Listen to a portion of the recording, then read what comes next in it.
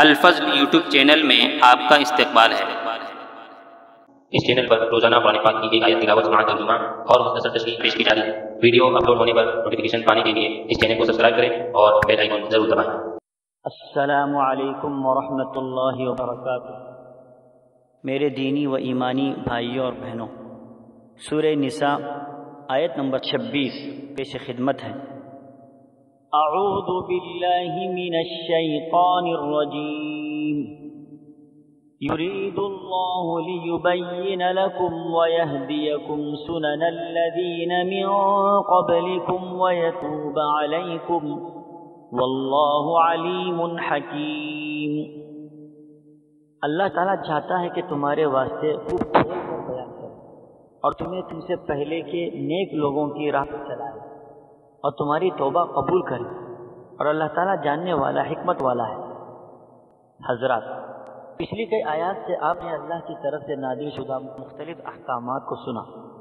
نکاح، طلاق، مہر، وراثت کی تقسیم، رشتوں کے حقوق، رشتوں میں حلال و حرام، پھر اسی طرح باندیوں کے حقوق، ان سے نکاح کی اجازت۔ ان سب احکامات کو بیان فرمانے کے بعد اللہ فرماتے ہیں کہ یہ حرام و حلال کی تفصیلات اور قوانین قدیم ترین زمانے سے ہر دور کے انبیاء علیہ السلام، صالحین اعظام اور پھر ان کے متبعین ان سب پر عمل کرتے آ رہے ہیں۔ ان کو بھی یہ اور اس طرح کے احکامات دیے گئے تھے۔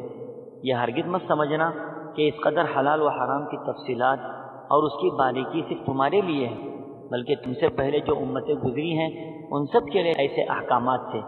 انہوں نے بھی اس پر عمل کیا اور عمل کر کے اللہ کے مقرب بن گئے۔ یہ اللہ کا بہت بڑا احسان ہے کہ اس نے ہم سبوں کو جاہلیت سے نکال کر صالحین اور اچھے لوگوں کے طریقے کی طرف رہنمائی فرمائی۔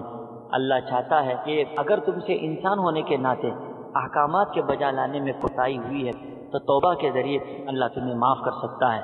وہ علم و حکمت والا ہے، وہ اپنی شریعت کے نافذ کرنے میں، اپنی مشیت میں اور اپنے کام و فرمان میں صحیح علم اور کامل حکمت رکھتا ہے۔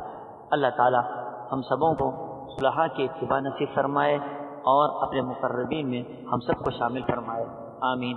وآخر دعوانا ان الحمد للہ رب العالمین۔